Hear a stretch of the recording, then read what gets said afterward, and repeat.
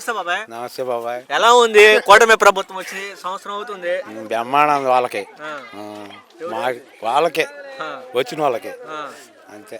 మీకేం లేదు నాకేం లేదు, మా ప్రజలకి ఏం లేదు. మరి 3 గ్యాస్ బండ్లు ఉచితంగా ఆర్టీసీ ప్రయాణం 15,000, నీకు 15,000, నీకు 15,000 చెప్పారు. ఎవరికి ఇచ్చారు? ఎవరికి ఇలా. ఎవరికి రాలేదు. ఆ, ఎవరికన్నా ఒకరికన్నా వస్తే వచ్చినాయి అందు. ఎవడికి రాలా, ఎవడికి ఇలా. ఆర్టీసీ ప్రయాణం అన్నారు ఆడవాళ్ళకి. ఆడవాళ్ళకి ఉచితంగా ఆర్టీసీ ప్రయాణం అన్నారు. ఇంకా మొగుళ్ళని వదిలిపెట్టి ఎక్కి ఇంకెళ్తారేమో, ఆ, వాళ్ళు కట్ట పెడతారేమో ఒకవేళ. రావట్లేదా? ఏం ఆ. అసలు లేవు. మరి రైతుల పరిస్థితి ఎలా ఉంది?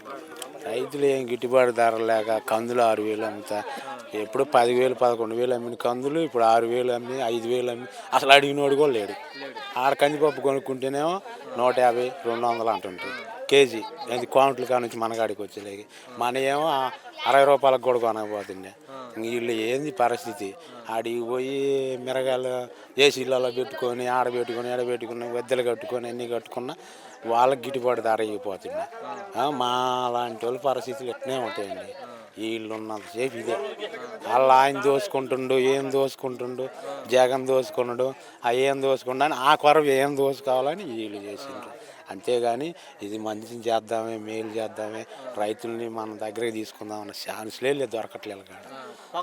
పొగాకు బాబాయ్, ఒకప్పుడు పొగాకు రేట్ ఎలా ఉంది, ఇప్పుడు ఎలా ఉంది? ఒకప్పుడు ఇప్పుడు కూడా రేటు ఉంది కానీ కొనుగోలు లేదు. తగ్గించి నువ్వుతారు ఆడ అవి మొత్తం స్టాక్ అయిపోయినాయి. ఏం చేయాలి దాన్ని? మేము పొగేసుకొని కూడా పనికిరాదు, ఆ వాసనకే జనం పోతారు. ఇప్పుడు ఇప్పుడు ఆరోగ్య సమస్యలు ఎలా ఉంది? ఆరోగ్యశ్రీ ఎలా ఉంది అంటారు?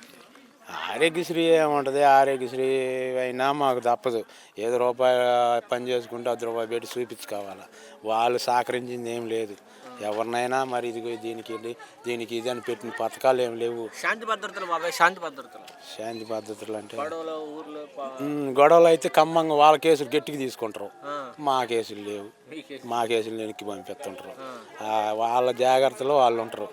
వాళ్ళ అప్పుడు చెప్పిండుగా పచ్చపిల్ల పెట్టుకొని ఆఫీసులోకి పోతే కూర్చోబెట్టి కాపీ ఇచ్చి వాడి పని చేసి పెట్టి శుభ్రంగా వాళ్ళ ఇంటికాడ దించమని. మేము పోతే బిల్ల పెట్టుకున్నాం, మాకు బిల్లలు లేవు. అదే పచ్చ బిల్లలు, అదే బులుగు బిల్లలు ఆయన కానీ పెడితే ఇది కూడా అట్నే ఉండేది. ఇప్పుడు పచ్చ బిల్లల రాజ్యం, వాళ్ళ ఇష్టం చేయని. మళ్ళీ మాకు బులుగు బిల్లలు రావు, వస్తాయి కూడా, అవి కూడా వస్తాయి. జగన్ కూడా ఈ మధ్య 2.2 అంటున్నాడు అంటాడు. నీ కడుపులో మండదు. ఇప్పుడు నీ పిల్లలు ఉండరు, నీ పిల్లలు నేను జాగ్రత్త చేసినప్పుడు నా పిల్లల్ని ఎందుకు చేయవు? నువ్వు చేయాలిగా. మరి నీకు అది చేయనప్పుడు నాకు ఉండదుగా. అది అట్లనమాట. జగన్మోహన్ రెడ్డిలో మార్పు వచ్చింది వస్తుంది. ఈ దెబ్బ వచ్చినట్టే. అది ఎవరు చేస్తుండ్రు? మనమే చేస్తున్నాం. ఈసారి జగన్మోహన్ రెడ్డి ఓడిపోవడానికి కారణం ఏంటంటారు? ఈ జగన్మోహన్ రెడ్డి ఓడిపోవటానికి కారణం ఎందుకనకూడదు కానీ అంతా కూటమి పలుకున్నారు, వాళ్ళు ఇష్టాసారం చేసుకున్నారు. ఆయనకు వచ్చింది అంతా రాంది అంతా అదంతా మనకు అర్థమయ్యేది కాదు, చచ్చేది.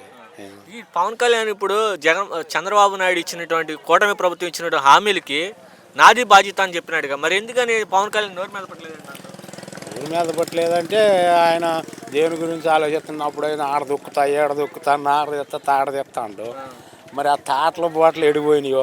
ఇప్పుడు ఏ మూలన ఏం జరిగినా కానీ నాకెందుకని ఆఫీసులో కూర్చుంటుంటివి, రోజు ఒక కాషాయాలు వేసేయాలి అత్తది దేవుడిని కొలుచుకుంటుంటివి. మరి ఇంక ఏ దేవుడు గొప్ప ఏం కథ, ఆయనకి బాధ్యత ఉందో లేదో బాధ్యత తీసుకొని చేసినోడే నాయకుడు అంటారు. ఇప్పుడు శాంతి భద్రతలు కానీ ఇప్పుడు హిందూ ధర్మాన్ని కాపాడేది కూడా నేనని చెప్తున్నాడు పవన్ కళ్యాణ్. కాపాడుకో, మనం కాపాడితే మంచిదిగా.